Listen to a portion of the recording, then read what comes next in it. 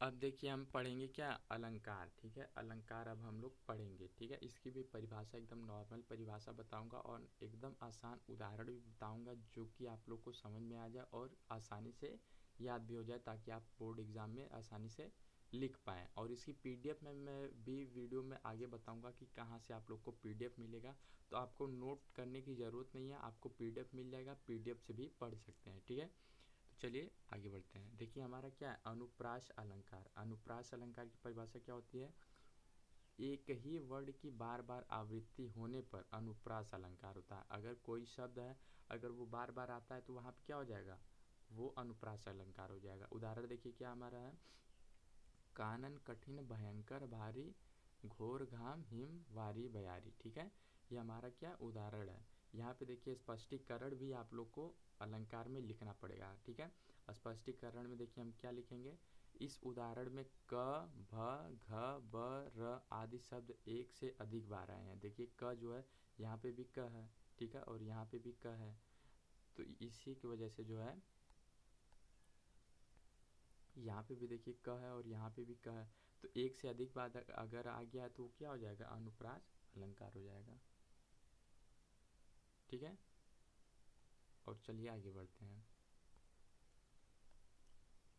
फिर देखिए क्या है, यमक अलंकार। यमक अलंकार की परिभाषा क्या होती है, जब एक ही शब्द दो या दो से अधिक बार आए, ठीक है, वहाँ उसका अर्थ भिन्न भिन्न हो, तो वहाँ पे अनुप्रास यमक अलंकार होता है। जब एक ही वर्ड, एक ही शब्द जो है दो से अधिक बार आए और दोनों का अर्थ जो है अलग अलग हो, वहाँ पे क्या हो जाएगा, यमक अलंकार। ठीक है, उदाहरण देखिए हमारा क्या है, उदाहरण देखिए, सोना कितना सोना है सोने जैसा तेरा मन। ठीक है, यहाँ पे देखिए, यहाँ पे सोना है और यहाँ पे भी सोना है, तो यहाँ पे एक उदाहरण में आप लोग को स्पष्टीकरण में लिखना है, एक सोना शब्द का मतलब क्या है।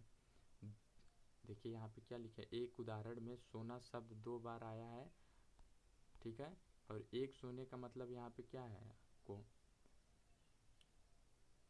सोने का मतलब प्रेमी का कहा गया। ठीक है, और दूसरे सोने का मतलब क्या है, यह पर सोना का मतलब है अच्छा होना। ठीक है, एक ही सोने का मतलब है अच्छा होना और दूसरे सोने का मतलब क्या है, जो प्रेमी द्वारा कहा गया है। एक सोने का मतलब क्या है, प्रेमी द्वारा कहा गया, और दूसरे सोने का मतलब क्या है, जो मतलब अच्छा होना। ठीक है, सोना का मतलब अच्छा होना।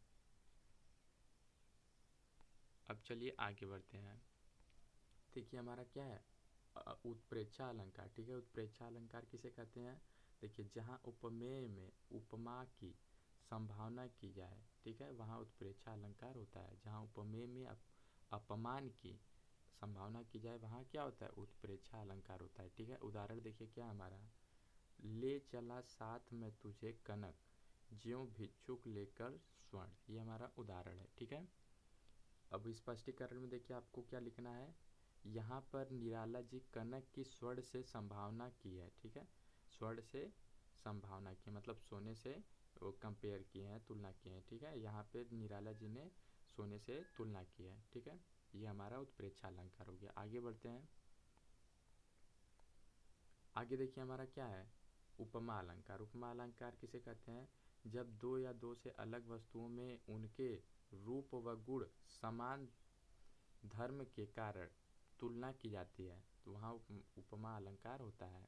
ठीक है, एक बार फिर से देख लीजिए परिभाषा क्या है, जब दो अलग अलग वस्तुओं में उनके रूप व गुण समान धर्म के कारण तुलना की जाती है, तो वहाँ पे क्या होता है, उपमा अलंकार होता है। ठीक है, उदाहरण हमारा देखिए क्या है, उदाहरण हमारा, ये चांद सा रोशन चेहरा, बालों का रंग सुनहरा। ठीक है, ये हमारा उदाहरण हो जाएगा उपमा अलंकार का। स्पष्टीकरण में आप लोग क्या लिखेंगे, यहाँ पे एक चांद की तुलना जो है चेहरे से की गई है और दूसरे यहाँ पे बालों की तुलना क्या है, किसे की गई, सुनहरे रंग से की जा रही है।